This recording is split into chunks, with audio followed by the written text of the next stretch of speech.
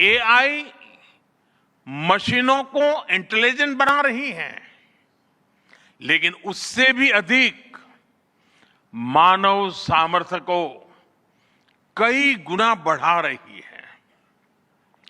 अंतर सिर्फ एक है, इस बार स्पीड भी अभूतपूर्व है और स्केल भी अप्रत्याशित है। पहले टेक्नोलॉजी का इंपैक्ट दिखने में दशकों लगते थे। आज मशीन लर्निंग से लर्निंग मशीन तक का सफर तेज भी है, गहरा भी है, व्यापक भी है। इसलिए हमें विजन भी बड़ा रखना है और जिम्मेदारी भी उतनी ही बड़ी निभानी है। वर्तमान पीढ़ी के साथ ही हमें इस बात की भी चिंता करनी है कि आने वाली पीढ़ियों के हाथों में हम एआई का क्या स्वरूप सौंपकर जाएंगे।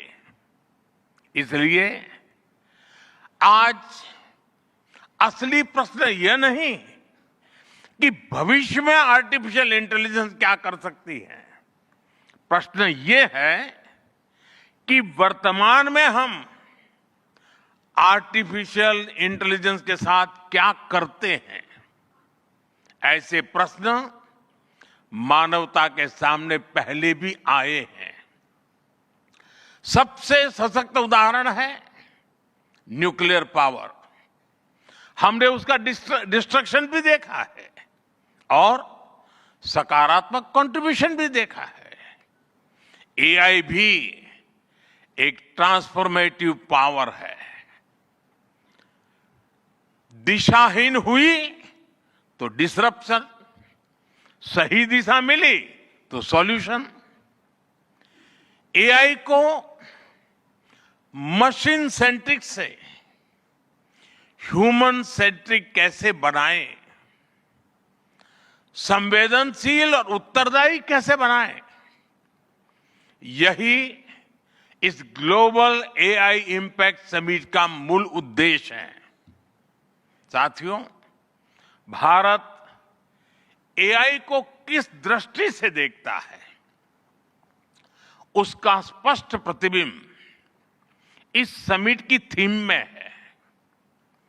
सर्वजन हिताय, सर्वजन सुखाय, welfare for all, happiness of all. यही हमारा बेंचमार्क है।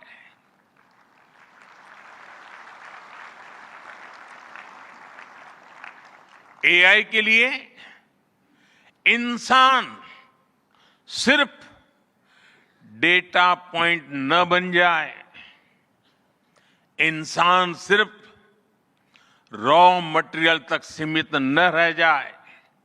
इसलिए एआई को डेमोक्रेटाइज करना होगा, इसे इंक्लूजन और एम्पावरमेंट का माध्यम बनाना होगा और विशेष रूप से ग्लोबल साउथ में।